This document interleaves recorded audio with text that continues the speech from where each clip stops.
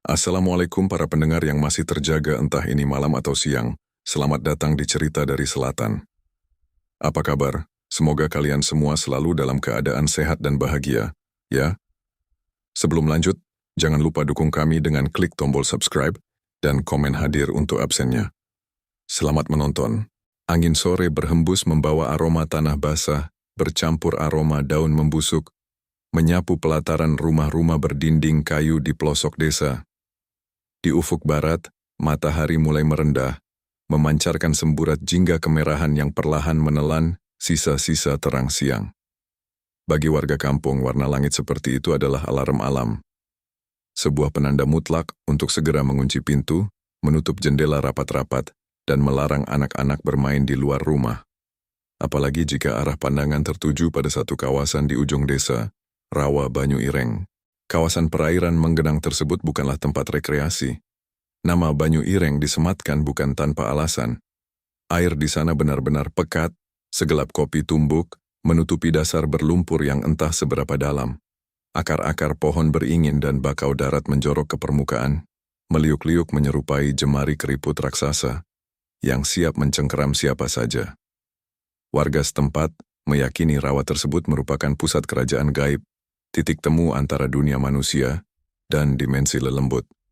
Sudah tak terhitung lagi jumlah cerita turun-temurun tentang pencari kayu atau pemancing yang hilang di telan kabut Banyu Ireng. Jikapun ada yang berhasil ditemukan tim SAR berhari-hari kemudian, kondisi korban biasanya sudah tak bernyawa. Atau pulang dengan tatapan kosong, kehilangan separuh kewarasan, terus menggumamkan tembang-tembang Jawa kuno yang tak pernah mereka pelajari sebelumnya. Namun semua mitos mengerikan itu tak sedikit pun menyurutkan niat Raka. Pemuda berusia 25 tahun ini justru tengah sibuk mengelap joran pancing karbon kesayangannya di teras rumah. Sesekali, senyum tipis tersungging di bibir pemuda jangkung tersebut saat memeriksa kelenturan senar berkekuatan 20 pon miliknya. Sebagai sarjana biologi yang baru saja kembali dari kota besar, logika Raka menolak keras segala bentuk takhayul. Baginya, kasus orang hilang di Banyu Ireng hanyalah masalah disorientasi arah akibat rapatnya vegetasi hutan. Sementara air yang hitam pekat semata-mata disebabkan oleh tingginya kadar tanin dari pembusukan dedaunan. Kamu benar-benar keras kepala, Kak. Sudah dibilang Mbak Darmo bulan ini sasi suro. Pantangan besar mendekati Banyu Ireng, apalagi menjelang sandekala begini. Suara Paropaklik Seno, paman sekaligus wali Raka di desa, memecah kesunyian teras. Pria paruh baya itu berdiri di ambang pintu, menatap keponakannya dengan sorot mata penuh kecemasan. Raka menoleh, tangannya tetap lincah memasang kail. Paklik orang hilang itu karena mereka tidak bawa kompas atau tersesat saat malam. Raka bawa senter kepala, baterai cadangan, dan pisau lipat. Lagi pula, justru saat senja seperti ini predator air tawar mulai aktif mencari mangsa. Ikan gabus tomannya sedang lapar-laparnya. Ini bukan soal ikan, Le. Ini soal nyawa. Nada suara Paklik Seno meninggi, jari telunjuknya gemetar menunjuk ke arah hutan gelap di kejauhan. Dulu, kakekmu juga bilang begitu. Berangkat bawa peralatan lengkap, menertawakan pantangan leluhur. 3 hari kemudian warga menemukan kakekmu duduk di atas batu nisan kuburan kuno pinggir rawa, makan tanah liat mentah. Kamu mau seperti itu? Bujangan tersebut menghela napas panjang, berusaha menekan egonya agar tidak menyakiti hati sang paman. Dimasukkannya kotak berisi umpan tiruan warna-warni ke dalam saku rompi memancing. Raka cuma di pinggiran Paklik, tidak sampai masuk ke tengah rawa. Janji sebelum Isya sudah sampai rumah lagi membawa ikan besar untuk lauk makan malam kita. Tanpa menunggu perdebatan berlanjut, Raka menyampirkan tas punggungnya, meraih joran, dan melangkah turun dari beranda. Paklik Seno hanya bisa mematung, merapal doa pelan-pelan sambil menatap punggung keponakannya yang perlahan ditelan bayang-bayang pohon bambu di ujung jalan setapak. Perjalanan menuju rawa Banyu Ireng memakan waktu sekitar 30 menit berjalan kaki membelah hutan bambu yang rimbun. Semakin jauh kaki melangkah meninggalkan pemukiman, suhu udara terasa merosot drastis. Ada hawa dingin ganjil yang meresap menembus pori-pori kulit, membuat bulu kuduk tanpa sadar meremang. Suara tonggeret dan jangkrik yang biasanya bersahut-sahutan riuh, Entah mengapa sore ini terdengar sayup-sayup, seolah enggan mengganggu keheningan wilayah terlarang tersebut. Langkah kaki Raka mematahkan ranting-ranting kering, menciptakan bunyi gemeretak tajam yang menggema di antara pepohonan rapat. Sinar matahari semakin sulit menembus kanopi dedaunan. Sesekali, pemuda itu harus menyibakkan sarang laba-laba tebal yang melintang di tengah jalur. Tepat saat cahaya jingga di langit mulai berubah menjadi ungu keabuan, hamparan air hitam pekat akhirnya menyambut pandangan mata. Rawa Banyu Ireng terbentang sunyi, diselimuti tipisnya kabut sore yang mengambang beberapa jengkal di atas permukaan air. Tak ada riak, tak ada suara burung bangau. Semuanya mati, tenang, sekaligus mengancam. Namun bagi seorang pemancing fanatik, ketenangan air seperti cermin ini adalah surga tersembunyi yang menyimpan monster-monster air tawar di bawah permukaannya. Raka tersenyum puas, memutar sakelar senter di dahinya, bersiap menantang misteri sang rawa malam ini. Permukaan Banyu Ireng benar-benar menyerupai cermin retak raksasa. Pantulan langit senja yang kini berwarna ungu pekat bercampur semburat awan mendung, tergambar jelas di atas air hitam tersebut. Raka memilih titik lempar di sebuah gundukan tanah padat yang menjorok sedikit ke arah tengah rawa. Diapit oleh dua pohon beringin mati berukuran raksasa. Tempat ini tampak strategis, menjanjikan kedalaman air yang cukup untuk persembunyian ikan-ikan predator. Dengan gerakan terlatih, lelaki muda tersebut mengayunkan joran ke belakang melewati bahu, lalu menyentaknya kuat-kuat ke depan. Terdengar desingan halus saat benang senar melesat membelah udara. Umpan buatan berbentuk katak karet mendarat sempurna belasan meter dari pinggiran, menciptakan bunyi kecipak kecil yang langsung memecah kesunyian absolut rawa.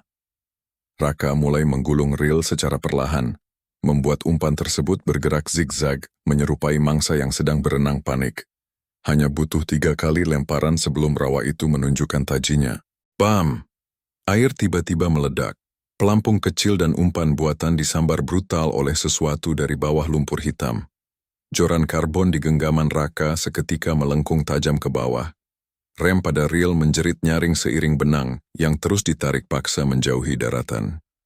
Darah pemancing dalam tubuh Raka mendidih, adrenalin memompa jantungnya bekerja 2 kali lipat lebih cepat. Sambil memasang kuda-kuda kokoh, tubuh jangkungnya menahan beban tarikan yang luar biasa berat. Pertarungan berlangsung sengit selama hampir 10 menit, sebelum akhirnya seekor ikan gabus toman seukuran paha orang dewasa berhasil diseret ke tepi. Sisiknya berwarna hijau gelap dengan corak kehitaman, menggelepar-gelepar ganas di atas tanah berlumpur. Luar biasa! Raka bergumam takjub, mengatur napasnya yang terengah-engah. Belum pernah seumur hidup pemuda ini menangkap monster air tawar sebesar itu. Tangkapan pertama ternyata baru awal dari kegilaan malam tersebut. Umpan demi umpan yang dilempar, seolah tak pernah gagal memancing perhatian penghuni dasar, rawa, toman. Lele raksasa hitam legam berukuran tak wajar, hingga ikan sidat sebesar lengan manusia bergantian memenuhi jaring tempat ikan milik Raka. Saking asyiknya meladeni tarikan bertubi-tubi, sang pemancing sama sekali melupakan waktu. Dirinya mengabaikan peringatan alam yang terus berubah. Langit ungu kini telah sepenuhnya bertransformasi menjadi kanvas hitam pekat tanpa satupun bintang. Suhu udara anjlok secara ekstrim, memaksa napas mengeluarkan uap tipis setiap kali ia mengembuskannya. Rawa Banyu Ireng berubah wujud di bawah kekuasaan malam. Suara serangga malam yang biasanya menemani para petualang hutan kini mati total. Sebagai gantinya, keheningan tersebut digantikan oleh bebunyian yang sulit dijelaskan nalar. Kadang terdengar seperti kecipak air langkah kaki yang berjalan mengelilingi tempat Raka berdiri. Namun saat senter kepalanya diarahkan ke sumber suara, hanya ada riak air kosong. Sesekali, angin membawa sayup-sayup aroma kemenyan yang dibakar, bercampur baur dengan bau busuk bangkai yang menyengat paru-paru. Logika Raka mulai goyah. Ada insting purba di dalam dadanya yang berteriak menyuruh kakinya segera berlari meninggalkan tempat terkutuk ini. Jaring ikannya sudah terlalu penuh, bahkan nyaris robek menahan beban tangkapan. Namun, saat tangan pemuda itu hendak membereskan peralatan, tiba-tiba pelampung senarnya yang teronggok santai di air berjarak 5 meter dari bibir daratan. Tenggelam dengan kecepatan tak wajar. Tidak ada ledakan air seperti saat ikan predator menyambar umpan.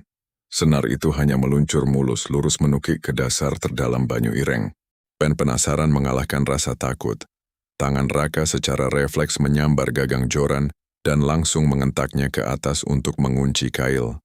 Krek, joran karbon mutakhir tersebut berderit mengerikan, melengkung membentuk huruf U yang nyaris patah. Tarikan kali ini sungguh berbeda. Bebannya terasa mati, sangat berat, persis seperti menyangkut pada bongkahan batang kayu raksasa yang tertanam di dasar bumi. Namun anehnya, beban tersebut perlahan-lahan bergerak maju melawan arus bawah air, menyeret senar pelan tapi pasti. Keringat dingin sebesar biji jagung mulai merembes dari dahi Raka. Otot-otot lengannya menegang keras, urat-urat menonjol memutar tuas ril yang terasa seret.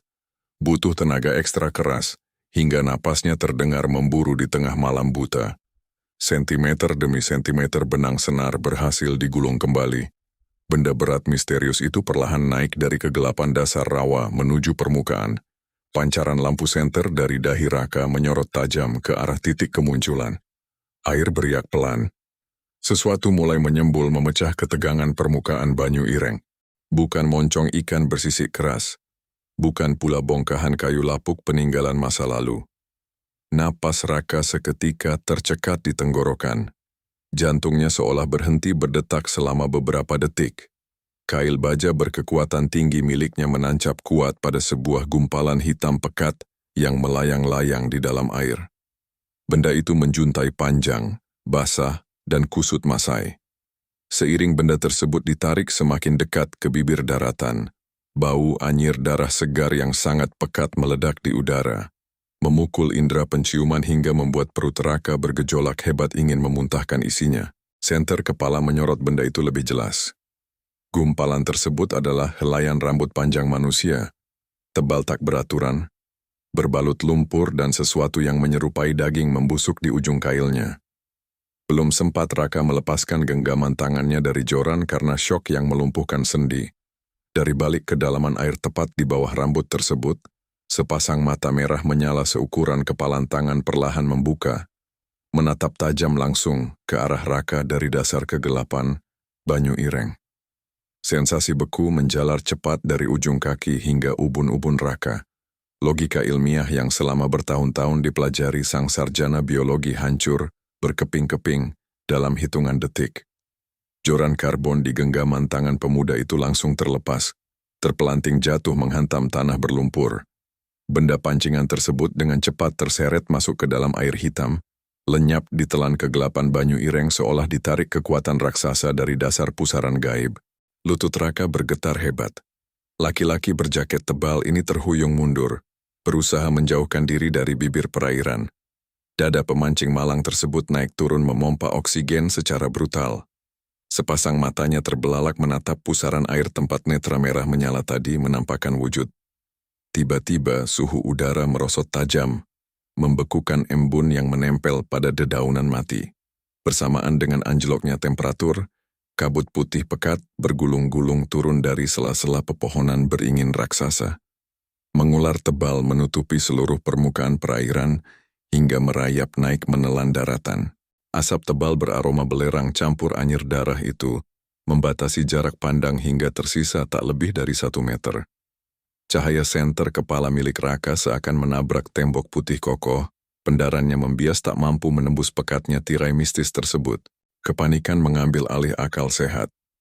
Pemuda jangkung ini memutar tubuh seketika, mengabaikan jaring berisi ikan-ikan tangkapan besar yang menggelepar di tanah.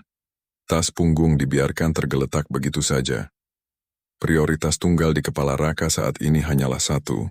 Lari secepat mungkin kembali ke desa, menemui Palik Seno, dan berlindung di balik tembok kamar yang hangat. Kaki beralas sepatu bot karet itu memacu langkah menerobos rimbunnya semak belukar. Kedua tangan merobek rintangan ranting kering yang menghalangi jalan keluar. Namun, hutan bambu yang tadi sore terasa begitu mudah dilewati kini berubah wujud menjadi labirin menyesatkan. Akar-akar menjalar di atas permukaan tanah, seolah sengaja hidup bergerak merintangi langkah. Berulang kali ujung sepatu bot tersandung halangan tak kasat mata, membuat Raka nyaris terjerembab mencium tanah basah berlumut. Belum sempat rasa letih menyergap, teror pendengaran mulai menguji kewarasan. Dari balik kabut tebal, menggema suara tawa melengking seorang wanita. Nada cekikikan itu terdengar terputus-putus, kadang terasa mengalun jauh di atas kanopi daun, lalu sedetik kemudian berpindah tepat berbisik di belakang telinga Raka. Bulu kuduk meremang sejadi-jadinya. Keringat dingin membasahi punggung, menembus lapisan kaos katun yang menempel di kulit. Kecipak, kecipak, kecipak. Menyusul tawa gaib tersebut, suara air terinjak mengiringi setiap langkah pelarian sang pemuda. Irama langkah berair ini begitu konstan dan berat, menandakan ada entitas bertubuh besar tengah berjalan santai, membuntuti dari arah Banyu Ireng. Bisikan-bisikan ganjil bersahutan dalam bahasa kuno yang tak bisa dicerna nalar manusia, mendengung layaknya ribuan lebah marah di dalam rongga tengkorak Raka. Sial, jalurnya di mana? Umpatan frustrasi meluncur putus asa dari bibir gemetar pemuda tersebut. Pandangan liar Raka menyapu sekeliling, mencari pohon bambu melengkung yang tadi sore dijadikan patokan arah pulang. Sayangnya, setelah berlari tanpa henti selama lebih dari 20 menit hingga dada terasa nyaris pecah, langkah kaki tersendat mendadak. Sorot lampu senter membentur sebuah gundukan tanah diapit dua beringin mati raksasa.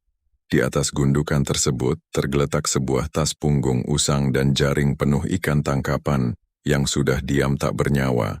Napas Raka tercekat parah. Logika menjerit menolak keras kenyataan pahit di depan mata. Lelaki ini menyadari fakta mengerikan. Dirinya baru saja berlari berputar-putar dalam lingkaran setan dan kembali ke titik mula. Sang rawa menolak melepaskan mangsanya malam ini. Di tengah puncak keputusasaan, lampu senter di dahi tiba-tiba berkedip redup. Klik, klik. Benda elektronik pembawa cahaya satu-satunya itu mengeluarkan bunyi korsleting pelan, sebelum akhirnya mati total tanpa alasan. Kegelapan absolut langsung menelan tubuh Raka bulat-bulat, membiarkan sang pemuda berdiri terpaku sendirian di tengah kepungan entitas astral Banyu Ireng yang haus darah. Gulita menyergap tanpa ampun. Ketiadaan cahaya membuat Raka seolah dilemparkan ke dasar jurang tanpa dasar. Napas pemuda itu tertahan di kerongkongan, sementara detak jantung berdentum gila-gilaan menghantam tulang rusuk bagian dalam. Tanpa bantuan senter, indera pendengaran dan penciuman mengambil alih tugas mata dengan sangat peka, menangkap setiap detail kengerian yang mengintai di balik selimut kelam Banyu Ireng. Bau busuk bangkai bercampur amis darah semakin menusuk hidung, mengindikasikan sumber aroma memuakan tersebut telah merangsek sangat dekat. Suara kecipak air yang tadinya terdengar konstan kini berubah wujud menjadi gemuruh pergerakan banyak makhluk sekaligus. Permukaan perairan bergolak hebat, terdengar bunyi decak lidah basah, geraman parau mengancam, serta seretan anatomi bertubuh berat melintasi lumpur pinggiran daratan. Raka mundur tergesa-gesa sambil merentangkan kedua lengan, meraba-raba kekosongan demi mencari pegangan kulit kayu. Sialnya, rasa panik mengacaukan keseimbangan saraf motorik. Hak sepatu bot karetnya tergelincir gundukan tanah berlumut ekstra licin. Tubuh jangkung tersebut terpelanting ke belakang, meluncur deras menuruni tebing landai, lalu tercebur keras ke dalam genangan hitam Banyu Ireng yang sedingin es. Sensasi beku seketika membekap sekujur tubuh, mematikan perlahan saraf-saraf perasa. Pemuda malang ini meronta panik, menggelepar berusaha merangkak naik ke daratan berlumpur. Nahas, lumpur hidup di dasar perairan mengisap kedua kakinya bagai rahang monster tak kasat mata. Semakin kuat perlawanan diberikan, semakin dalam tubuh, terperosok menuju dasar jurang air pekat. Permukaan perairan dengan cepat naik mencapai batas dada. Tepat saat jemari Raka nyaris menggapai akar beringin terdekat, sebuah cengkeraman sedingin kematian melingkari pergelangan kakinya kuat-kuat. Tekstur tangan penyerang gaib itu terasa sangat kasar, dipenuhi sisik berlendir tajam persis permukaan kulit reptil purba. Cengkeraman tersebut menarik Raka ke bawah membawa tenaga luar biasa. Laki-laki ini menjerit tertahan, terpaksa menelan segumpal air hitam berbau busuk yang langsung mengoyak kerongkongan. Sambil meronta membabi buta, pandangan Raka membelalak menembus pekatnya malam. Samar-samar dari jarak yang sangat dekat, siluet wujud mengerikan mulai menampakkan diri. Sosok-sosok siluman air bungkuk bersisik tebal bermunculan dari pusaran rawa. memamerkan deretan gigi runcing bernoda darah gelap, bersiap mencabik-cabik daging segar mangsa empuk mereka. Lebih menggetarkan jiwa lagi, tepat di hadapan sang pemuda, berdiri menjulang sebuah bayangan tinggi besar melampaui ukuran manusia normal. Makhluk raksasa itu menunduk lurus ke bawah, memancarkan sinar merah menyala dari sepasang rongga mata, persis penampakan yang menghancurkan mental Raka beberapa menit lalu. Lengan panjang bungkuk siluman raksasa tersebut terulur lambat-lambat menargetkan leher, membawa serta aura kematian absolut. Udara di paru-paru Raka terkuras habis tiada sisa. Dinginnya perairan Banyu Ireng perlahan merenggut pendar kesadaran. Otot-otot lengan benar-benar mati rasa kehilangan tenaga. Rasa pasrah mulai menggerogoti pertahanan jiwa pemuda tersebut, perlahan menerima takdir pahit bahwa malam nahas ini adalah batas akhir lembar kehidupannya di dunia fana. Namun, di detik paling krusial kala maut tinggal berjarak sejengkal, sebuah anomali magis terjadi. Cahaya keemasan cemerlang tiba-tiba meledak dari arah celah dua pohon beringin mati di daratan tinggi. Pendaran terang benderang itu memancarkan suhu sangat hangat, membelah kabut putih pekat sekaligus mengusir kegelapan absolut Banyu Ireng, bagai pedang matahari fajar. Kehangatan mistis ini seketika menyapu tubuh Raka yang setengah tenggelam, memompa suntikan energi asing menyusuri pembuluh darahnya. Makhluk-makhluk kegelapan di sekeliling pemuda itu bereaksi liar. Siluman air bersisik buru-buru melepaskan cengkeraman dari pergelangan kaki Raka, menjerit melengking kesakitan seolah kulit lembab mereka melepuh tersiram asam pekat akibat sentuhan cahaya emas. Sosok raksasa bermata merah mundur teratur kalang kabut, mengerang parau penuh amarah sembari melindungi wajah, menyeramkannya menggunakan lengan panjang berselaput. Entitas-entitas jahat perairan terlarang ini lari terbirit-birit, kembali menyelam dalam-dalam menjauhi sumber pendaran suci penyelamat.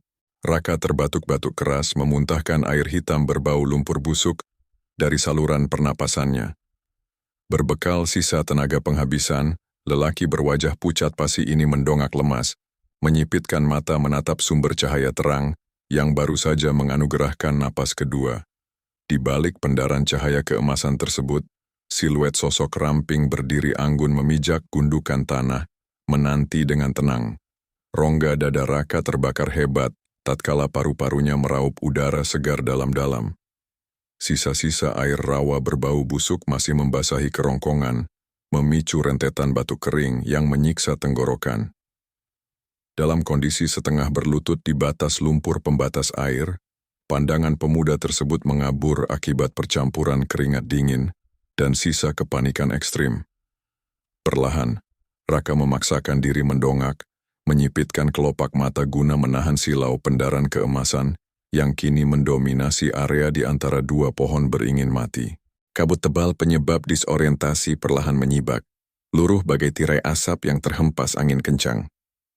Pendaran hangat itu ternyata memancar dari tubuh sesosok perempuan yang berdiri anggun tepat di atas gundukan tanah berlumut. Penampilannya sama sekali tidak mencerminkan penduduk desa modern. Sosok misterius ini mengenakan kebaya beludru berwarna hijau lumut berpotongan keraton masa lampau, dipadukan selendang keemasan yang berkibar pelan meski tidak ada angin berhembus. Bawahan kain batik bermotif prada emas membalut jenjang kakinya, menyapu tanah tanpa sedikit pun kotor terkena noda lumpur Banyu Ireng.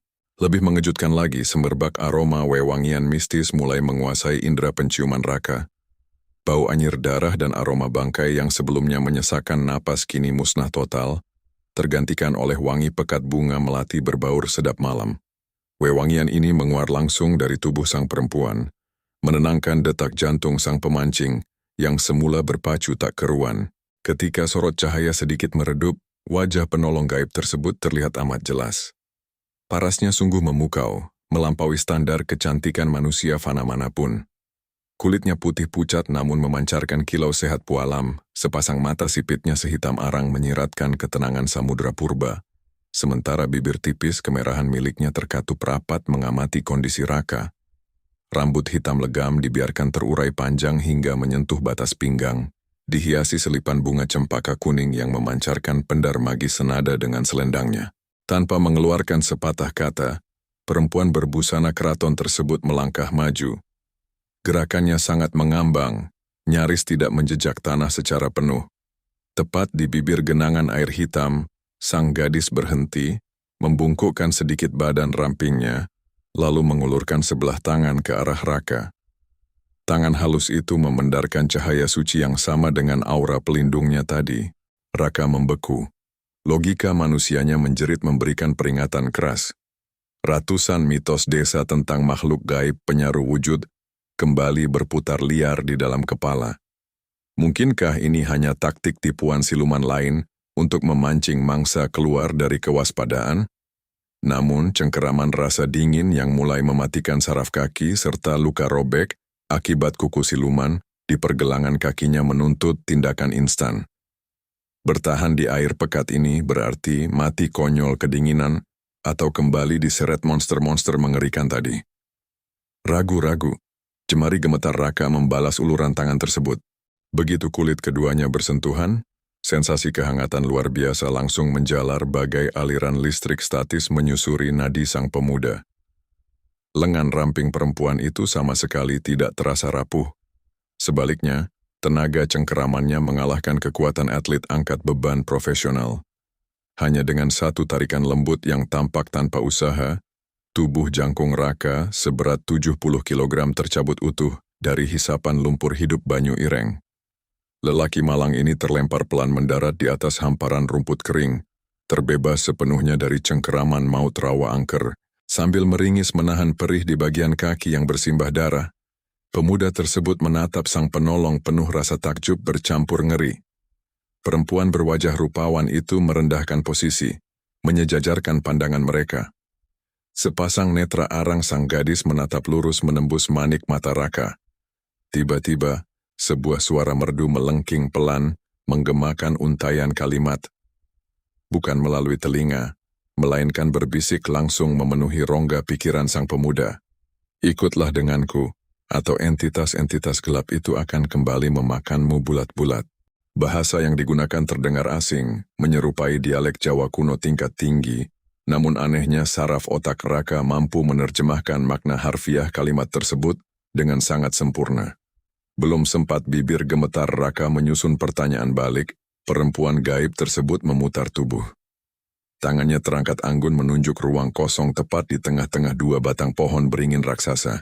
Perlahan udara di titik tersebut meliuk-liuk membentuk distorsi pandangan mirip fatamorgana di atas aspal panas. Akar-akar beringin merayap mundur secara gaib, membuka sebuah celah melingkar setinggi manusia dewasa. Di balik robekan dimensi tersebut, terpampang pemandangan alam lain yang berpendar emas. Sang gadis melangkah santai menembus celah mistis itu. Tidak ada pilihan lain bagi Raka. Dorongan insting bertahan hidup memaksanya menyeret langkah gontai. Berjalan terpincang-pincang menyusul punggung sang penyelamat menembus tirai pemisah dua dunia. Langkah gontai melewati celah beringin terasa, bagai menembus selaput air tebal yang hangat. Ada sensasi hampa sesaat, seperti paru-paru dipaksa berhenti memompa oksigen selama hitungan detik, sebelum akhirnya kaki Raka memijak permukaan tanah padat. Pusing hebat langsung menyerang ubun-ubun sang sarjana biologi. Begitu kelopak mata kembali terbuka sempurna, rahang pemuda ini praktis jatuh ke bawah menyaksikan transformasi lingkungan di sekelilingnya. Rawa Banyu Ireng yang berbau busuk, gelap gulita, dan mencekam, musnah tak berbekas. Sebagai gantinya, netra Raka disuguhkan pemandangan sebuah perkampungan asri yang teramat sangat indah. Langit di atas hamparan desa ini tidak berwarna hitam pekat, melainkan ungu kebiruan berpendar terang benderang berkat kehadiran bulan purnama raksasa berwarna emas tua. Cahaya rembulan tersebut membasuh setiap sudut desa, menolak menyisakan sedikit pun bayangan gelap menakutkan. Jalanan setapak yang dipijak Raka terbuat dari susunan batu-batu kali halus tanpa setitik pun lumpur kotor. Di sisi kanan dan kiri jalur utama, berjejer rapi rumah-rumah panggung berarsitektur kayu ukir khas peradaban Nusantara ratusan tahun silam. Kayu-kayu bangunan itu mengilap sempurna, seolah baru saja dipoles minyak wangi kualitas terbaik. Ribuan kunang-kunang sebesar ibu jari berterbangan bebas mengitari atap sirap bambu, berfungsi ganda sebagai lampion-lampion hidup pembawa kehangatan. Udara di tempat ini sangat sejuk, terbebas dari kelembapan ekstrem, serta terus-menerus mengembuskan semerbak wangi, melati bercampur aroma manis gula aren. Perempuan berbusana keraton yang berjalan beberapa langkah di depan Raka menghentikan langkah. Sang gadis membalikkan badan, membiarkan senyum simpul yang teramat manis menghiasi bibir tipisnya. "Selamat datang di tempat kami, manusia." Suara batin itu kembali menggema lembut menembus kesadaran Raka. "Kau baru saja melewati portal batas alam. Dimensi ini adalah rumah bagi bangsaku. Namaku Mayang, penduduk dari ras Bunian." Jantung Raka serasa berhenti berdetak sesaat. Bunian. Kata sakral tersebut sering dibahas diam-diam oleh para tetua desa saat membicarakan mitos orang hilang di hutan belantara. Makhluk mitologi tak kasat mata yang konon memiliki peradaban sendiri, hidup berdampingan menembus sekat gaib dunia manusia. Selama ini, otak logis sang pemuda mengkategorikan kisah tersebut ke dalam laci takhayul omong kosong. Namun malam ini, bukti fisik dari keberadaan bangsa magis itu berdiri nyata memamerkan senyum di hadapannya. Melihat Raka terus membisu mematung sambil menggigil menahan perih pada bagian pergelangan kaki, raut wajah Mayang berubah menjadi penuh simpati. Gadis Bunian itu memberi isyarat tangan agar sang pemuda terus mengikuti langkahnya. Mereka berdua menyusuri jalanan desa batu tersebut. Suasana perkampungan tampak lengang, hanya terdengar sayup-sayup alunan nada gamelan mistis tak bersumber yang mengudara tenang memanjakan telinga. Langkah kaki Mayang akhirnya berhenti di depan sebuah rumah panggung berukuran sedang, berhiaskan ukiran bunga teratai pada bagian pintu utama kayu jatinya. Tanpa perlu didorong sentuhan fisik, daun pintu berderit halus membuka sendiri, mempersilakan sang nyonya rumah beserta tamu manusianya masuk ke ruang tengah. Bagian dalam kediaman Mayang terasa sangat luas dan lapang. Lantai papannya dilapisi tikar anyaman daun pandan yang menyebarkan aroma segar. Di sudut ruangan, sebuah tungku perapian tanah liat menyala jinak, memberikan pasokan suhu hangat untuk mengusir rasa beku akibat air rawa. "Duduklah di dekat perapian, biarkan bajumu mengering," titah Mayang pelan lewat telepati batinnya. "Bisa membusuk kakimu jika racun siluman banyu ireng tidak segera ditarik keluar." Raka menurut tanpa bantahan. Pemuda ini menjatuhkan tubuh lelahnya di atas tikar pandan, menyandarkan punggung pada pilar penyangga kayu. Mayang berjalan anggun menuju rak kayu di ujung ruangan, mengambil sebuah mangkuk batu berisi tumbukan dedaunan aneh berwarna ungu menyala. Gadis cantik itu bersimpuh tepat di depan Raka, menyingkap pelan ujung celana basah sang pemancing, memperlihatkan 5 luka robek vertikal, menghitam di area betis bawah. Dengan telaten dan sentuhan luar biasa lembut, tangan memancarkan cahaya milik Mayang mengoleskan ramuan ungu tersebut ke atas luka menganga. Ajaibnya, rasa perih menyengat seketika hilang menguap ditarik udara, digantikan sensasi dingin menenangkan bagai tersiram es batu. Raka mengamati lekat-lekat lekuk wajah serius sang gadis Bunian saat merawat lukanya. Dalam keheningan ruang beraroma dupa herbal tersebut, benteng pertahanan skeptis sang sarjana biologi runtuh perlahan. Raka mulai menyadari satu kebenaran baru. Alam semesta menyimpan misteri yang terlalu luas, dan entitas gaib nyatanya tidak selamanya berwujud monster haus darah pembawa petaka. Efek magis dari tumbukan dedaunan ungu sungguh di luar batas nalar. Hanya dalam hitungan menit, 5 jalur luka robekan hitam di betis Raka perlahan merapat, menyisakan guratan kulit baru tanpa rasa sakit sedikit pun. Sang pemuda mengembuskan napas lega, menyandarkan kepala pada pilar penyangga rumah panggung sambil menatap lekat-lekat sosok di hadapannya. Mayang tengah sibuk membersihkan sisa ramuan menggunakan kain basah, memancarkan keanggunan luar biasa dalam setiap inci pergerakannya. Terdorong oleh rasa penasaran yang meledak-ledak, Raka memberanikan diri membuka suara. "Mengapa makhluk-makhluk mengerikan di rawa tadi menyerangku? Dan mengapa tempat seindah ini bisa berada tepat di sebelah habitat monster haus darah?" Gadis Bunian tersebut menghentikan aktivitasnya. Sepasang netra sehitam arang menatap lurus mata Raka, mengirimkan gelombang pikiran merdu yang langsung mendarat di pusat kesadaran sang tamu fana. Rawa Banyu Ireng bukanlah sekadar genangan air, manusia. Jelas Mayang melalui perantara telepati batin. Wilayah kelam tersebut merupakan titik robekan dimensi, sebuah muara tempat bertemunya sisa-sisa energi negatif dari duniamu dan batas terluar alam gaib. Makhluk bersisik raksasa yang kau temui adalah siluman banyu, entitas buangan yang dikutuk karena memangsa jiwa-jiwa tersesat. Mereka hidup menyerap ketakutan, amarah, serta kesombongan para pendatang. Raka menelan ludah kasar. Tiba-tiba, memori perdebatan sengit bersama Paklik Senosore tadi terbayang jelas. Kesombongan dan penolakan keras terhadap pantangan leluhurlah yang ternyata mengundang predator astral tersebut keluar dari sarang gelap mereka. Pemancing muda ini menundukkan kepala, dihantam rasa bersalah luar biasa amat dalam. Melihat raut penyesalan terlukis jelas pada wajah sang pemuda, Mayang tersenyum menenangkan. Perempuan berbalut kebaya hijau lumut itu bangkit berdiri, lalu melangkah gemulai menuju sebuah meja kayu ukir di sudut ruangan. Tak lama kemudian, tuan rumah gaib ini kembali membawa sebuah nampan kuningan berisi aneka hidangan panas. Aroma sedap rempah-rempah yang dipanggang sempurna mengudara, langsung menyiksa perut Raka yang sedari sore belum terisi makanan apapun. Di atas nampan, tersaji sepiring nasi mengepul beraroma pandan pekat, didampingi daging bakar berlumur bumbu kecoklatan yang tampak sangat menggugah selera. Bunyi keroncongan nyaring refleks terdengar dari perut sang lelaki, membuat semburat merah malu menjalar hingga ke daun telinganya. Namun, tepat saat tangan kanan Raka terulur hendak meraih piring porselen kuno tersebut, gerakan pemuda itu terhenti mendadak. Udara seolah membeku. Petuah lawas Mbah Darmo, sesepuh desa yang kerap diceritakan ulang oleh pamannya, meledak di dalam memori.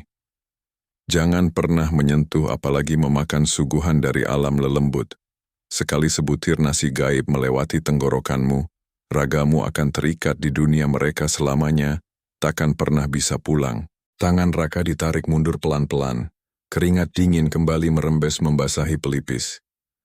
Rasa lapar yang meronta-ronta terpaksa ditekan paksa oleh teror ancaman terkurung abadi di dimensi antah berantah. Memperhatikan keraguan tamunya, Mayang tertawa kecil. Suara tawanya tidak menyeramkan seperti kuntilanak penunggu hutan bambu, melainkan bergemerincing merdu menyerupai benturan kristal-kristal halus. Kau mengingat peringatan leluhurmu dengan baik. Bisik suara batin Mayang penuh nada penghargaan. Gadis cantik ini menyingkirkan piring berisi nasi dan daging panggang menjauh dari jangkauan Raka. Sebagai gantinya, tangan memancarkan pendar emas milik sang nyonya rumah merogoh saku selendang, mengeluarkan sebuah benda bulat seukuran kepalan bayi. Benda tersebut adalah sebuah buah misterius berkulit putih mutiara, berpendar sangat redup, memancarkan aroma manis menyerupai perpaduan madu hutan dan nektar bunga persik. Makanlah buah pualam ini, lanjut sang gadis sembari menyodorkan buah tersebut langsung ke telapak tangan Raka. Ini bukan makanan pengikat sukma, melainkan penetralisir racun hawa dingin banyu ireng. Wujud fisik manusia terlalu rapuh untuk menahan kabut perbatasan dimensi kami lebih dari satu putaran waktu. Kau membutuhkannya agar jantungmu tidak membeku dari dalam. Tanpa ragu lagi, Raka menggigit permukaan buah misterius tersebut.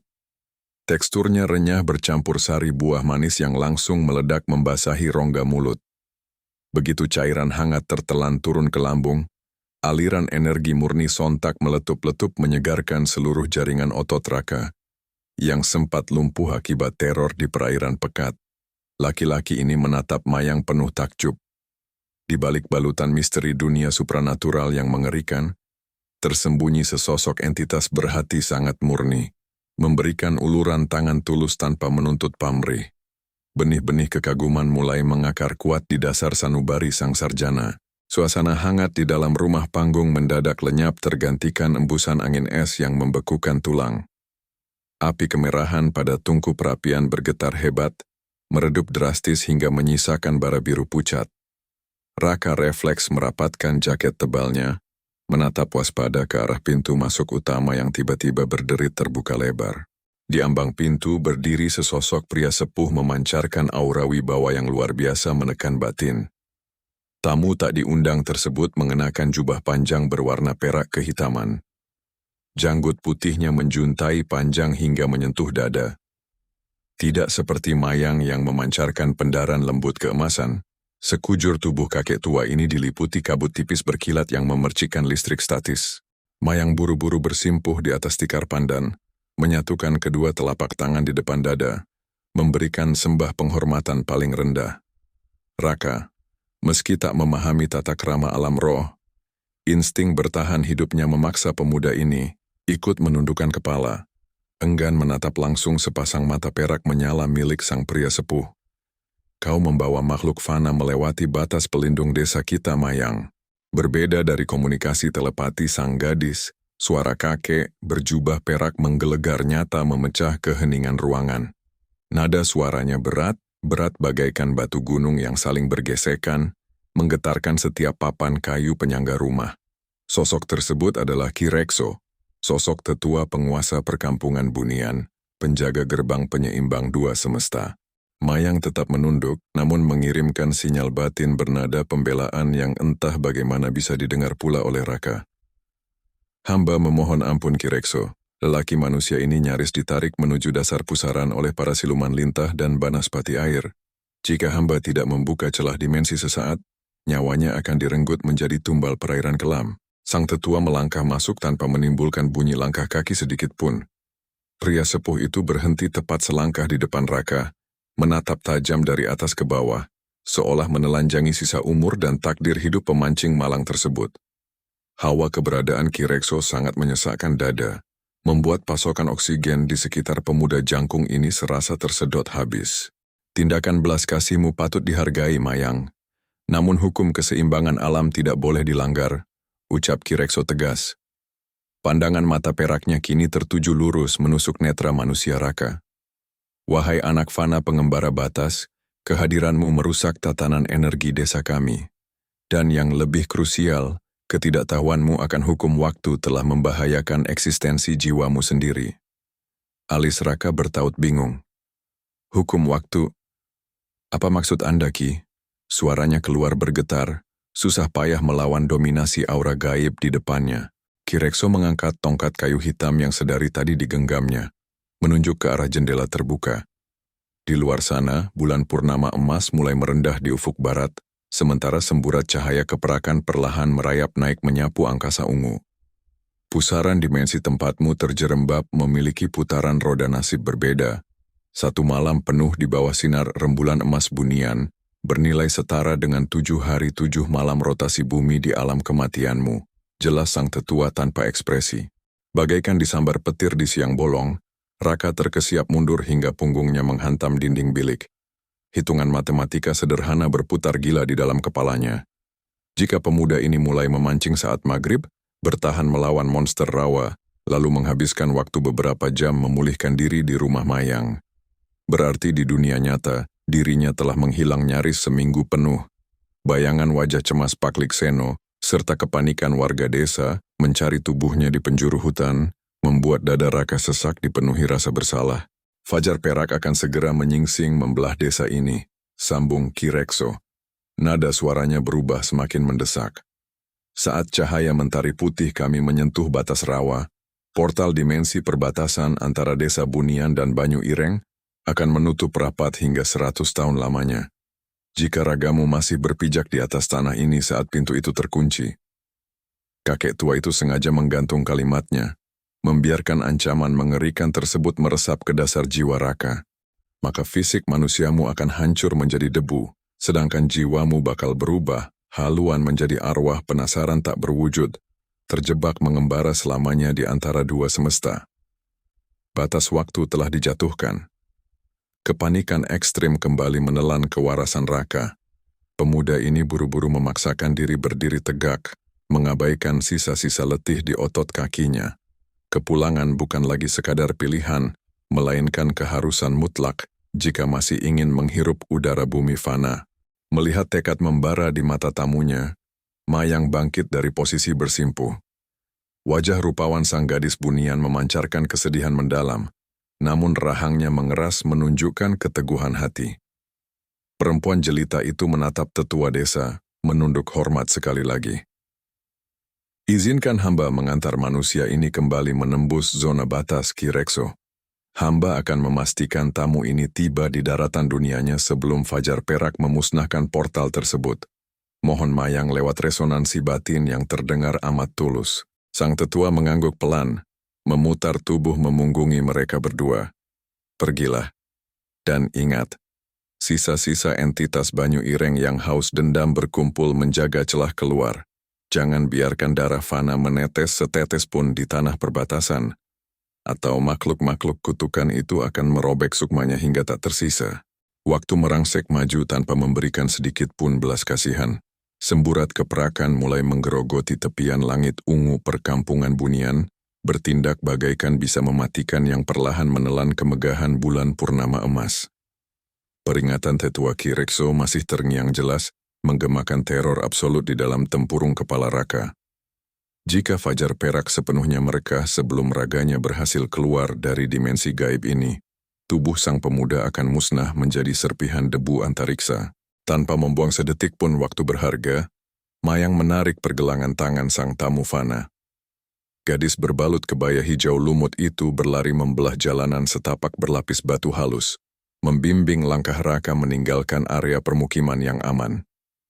Kecepatan lari perempuan ini sungguh tidak masuk akal. Tubuh rampingnya melesat mengambang membelah angin, memaksa Raka mengerahkan sisa-sisa tenaga demi mengimbangi ritme pelarian tersebut.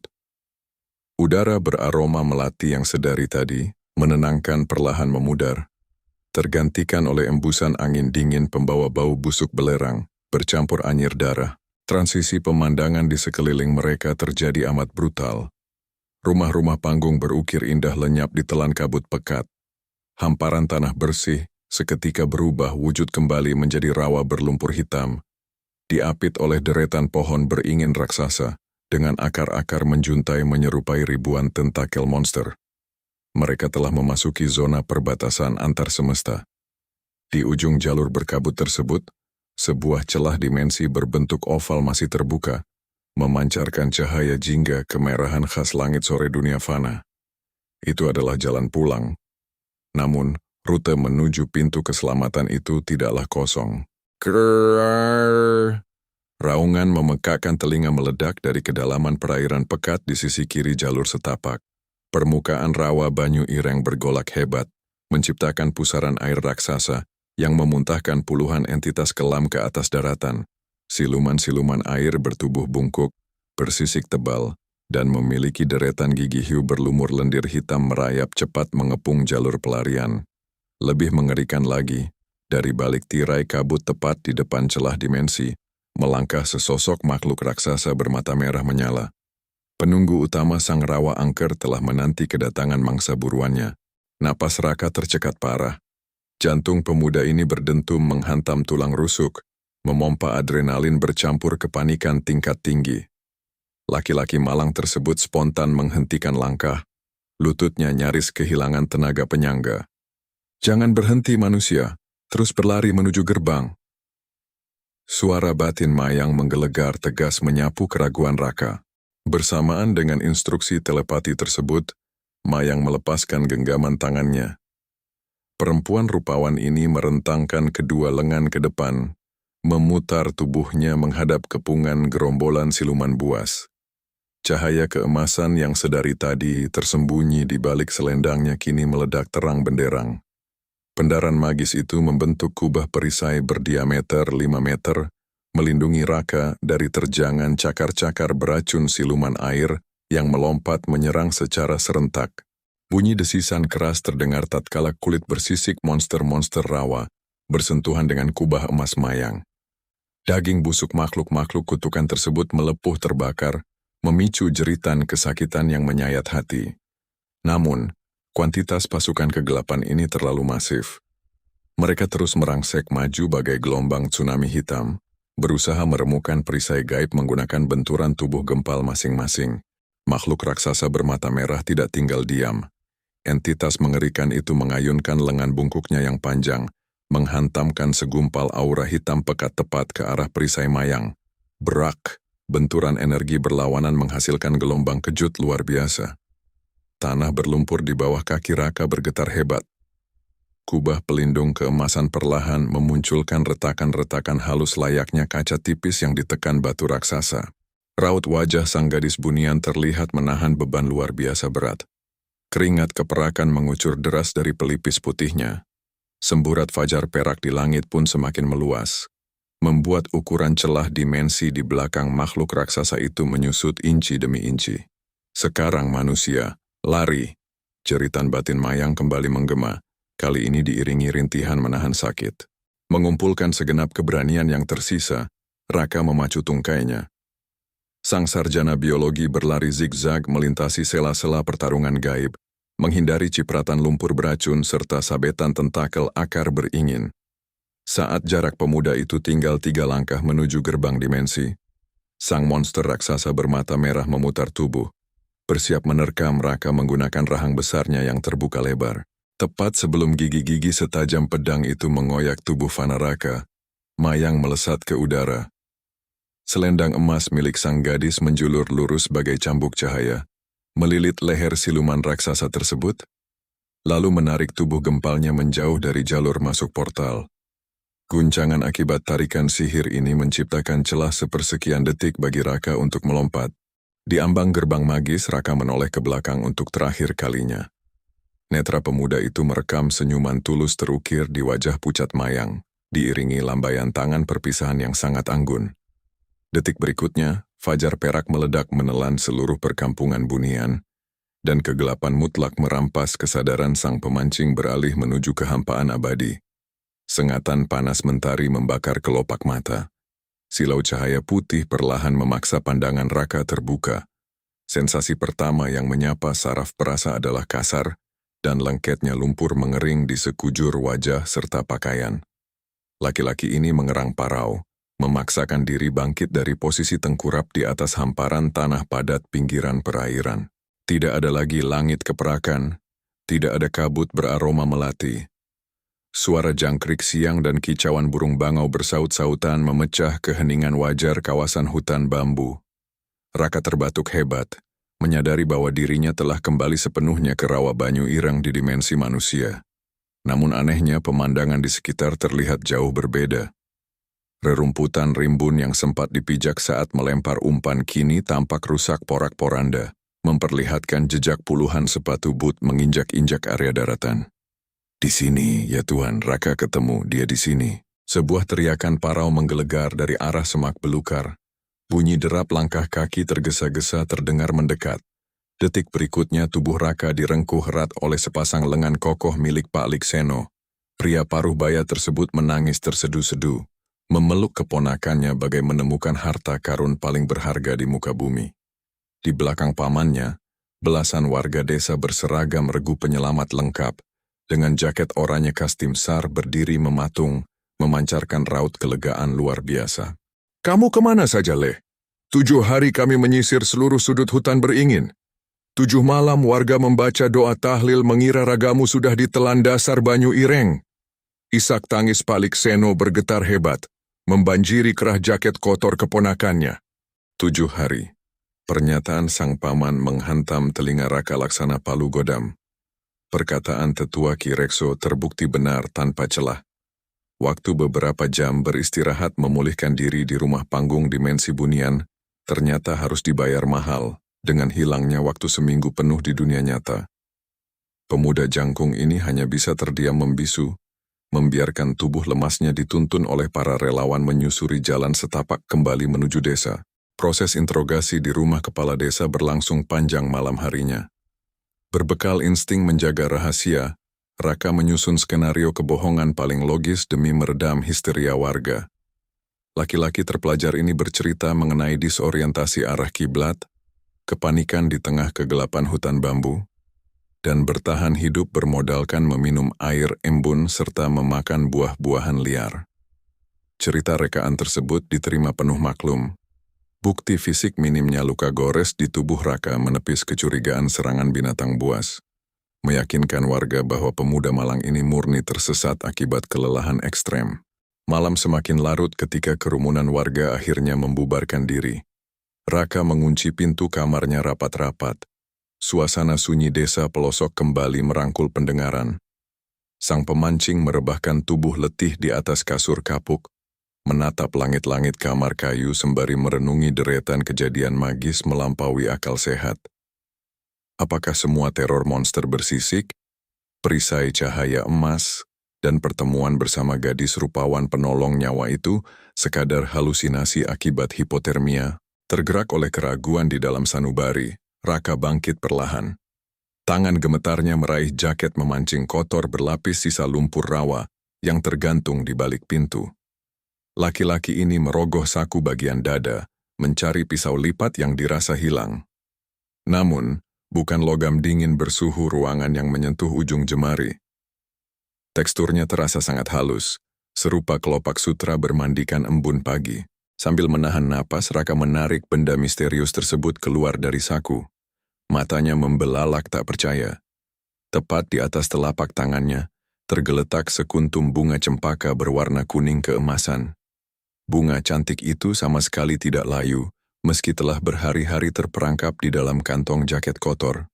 Sebaliknya, kelopak-kelopak halusnya berpendar tipis menembus kegelapan kamar, mengeluarkan aroma wangi, melati pekat bercampur sedap malam yang sangat menenangkan jiwa. Aroma tersebut adalah wewangian magis milik sang pahlawan dimensi seberang. Senyum simpul perlahan menghiasi bibir Raka. Jari telunjuknya membelai lembut kelopak bunga cempaka abadi tersebut.